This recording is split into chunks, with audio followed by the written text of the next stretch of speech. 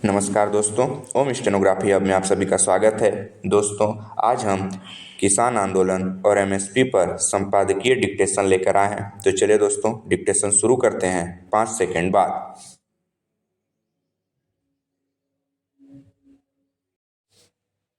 Ready, start.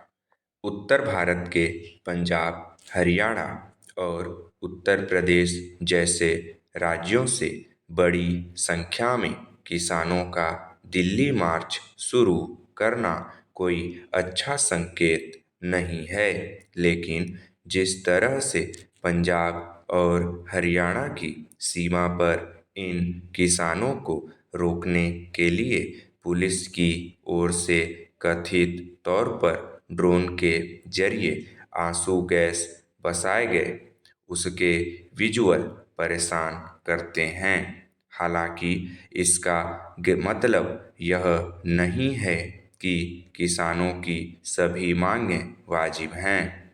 Para किसान आंदोलन 2.0 जिस तरह की तैयारियों के साथ किसानों के अलग अलग जत्थे आ रहे हैं, उससे लगता है कि वे इस बार भी लंबे आंदोलन का मन बना चुके हैं। अगर ऐसा हुआ तो उसका मतलब होगा राष्ट्रीय राजधानी के इर्द गिर्द लंबे समय की जत्थेबंदी, जिससे न केवल दिल्ली एनसीआर में रहने वालों का दैनिक कामकाज बाधित होता है, बल्कि बाहर यह संदेश भी जाता है कि देश में शायद सब कुछ ठीक ठाक नहीं है। पैरा मांगे अव्यवहारिक किसानों की तरफ से जिसे मुख्य मांग के रूप में पेश किया जा रहा है, वह है एमएसपी यानी न्यूनतम समर्थन मूल्य की कानूनी गारंटी। यह मांग अव्यवहारिक है। यह समझना जरूरी है कि ऐसी कोई भी गारंटी वास्तव में महज एक कागजी वादा होगी। अनुभव बताता है कि यह वादा अमल में नहीं आता। पैरा डिमांड सप्लाई मिसाल के तौर पर भारत सरकार 22 फसलों के न्यूनतम समर्थन मूल्य घोषित करती है, लेकिन इन सब का फायदा किसानों को नहीं मिल पाता। उन्हें फसल के लिए डिमांड और सप्लाई के आधार पर बाजार में निर्धारित मूल्य ही मिल पाते हैं। एमएसपी का असर मुख्यतः दो ही फसलों पर दिखता है और वे हैं धान, गेहूं। पैरा सरकारी खरीद जो बात एमएसपी को कारगर बनाती है, वह है सरकारी खरीद। इसके बगैर न्यूनतम समर्थन मूल्य बेईमानी हो जाता है। इसकी पुष्टि धान और गेहूं के मुकाबले बाजरे की खेती पर नज़र डालने से हो जाती है। 2014-15 से 2023-24 के बीच धान सामान्य किस्म पर एमएसपी सालाना औसतन 5.4% और गेहूं पर 5.1% की दर से बढ़ी, जबकि बाजरे पर 8% की दर से। पैरा खेती नहीं बढ़ी। ज़्यादा एमएसपी के बावजूद बाजरे का रकबा 2011-12 से 2021-22 के बीच 24% सिकुड़ गया, जबकि धान और गेहूं की खेती के इलाके में थोड़ी बढ़ोतरी हुई। साफ है कि किसान इस तथ्य को समझते हैं कि सिर्फ एमएसपी घोषित कर देने से उन्हें फायदा नहीं हो जाता। असल बात यह है कि उन्हें बाजार में सही मूल्य मिले।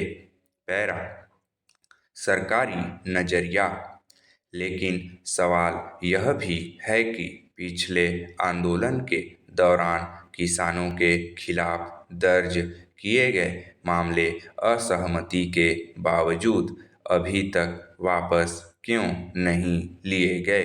कई मामलों में उस दौरान जब्त किए गए ट्रैक्टर अभी तक नहीं छोड़े गए हैं।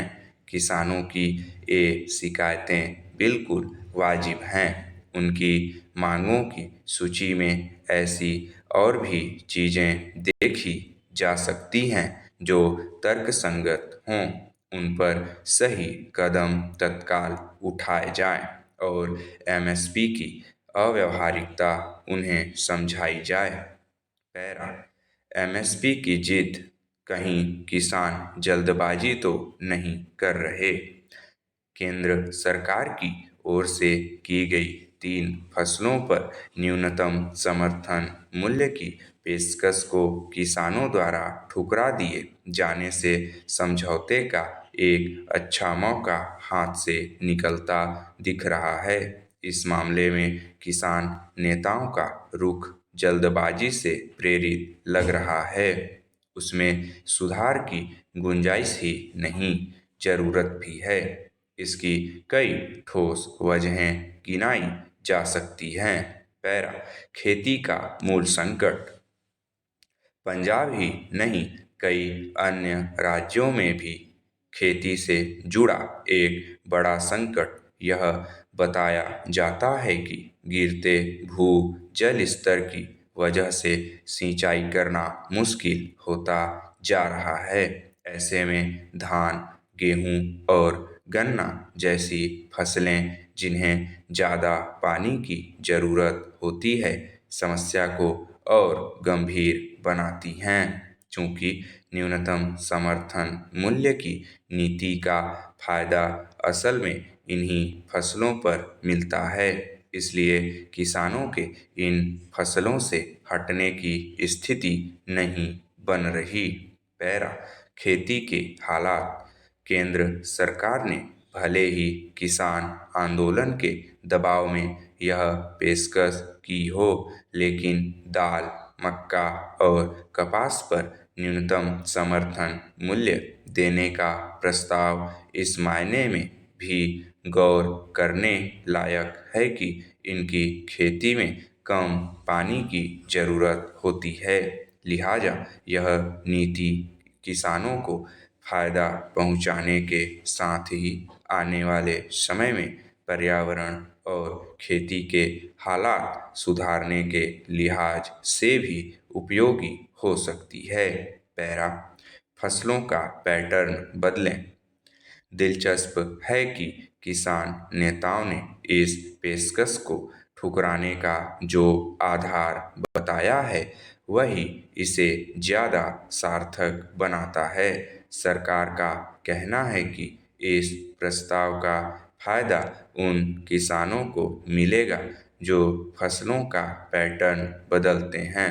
ध्यान रहे, आज की तारीख में किसानों के सामने मक्के, दाल और कपास जैसी फसलों को अपनाने की ठोस वजह नहीं है। ऐसे में यह नीति इस कमी को दूर कर सकती है। अव्यावहारिक मांग बजट से जुड़ी सीमाओं को फिलहाल छोड़ दें, तब भी सभी फसलों पर एमएसपी की गारंटी की मांग पूरी तरह अव्यावहारिक है। न्यूनतम समर्थन मूल्यों की गारंटी का तभी कोई अर्थ है जब सरकार खुद वे फसलें खरीदे, वरना वह एक कागजी औपचारिकता बनकर रह जाएगी। धान और गेहूं की सरकारी खरीद को सार्वजनिक वितरण प्रणाली के तहत खपाने की व्यवस्था है।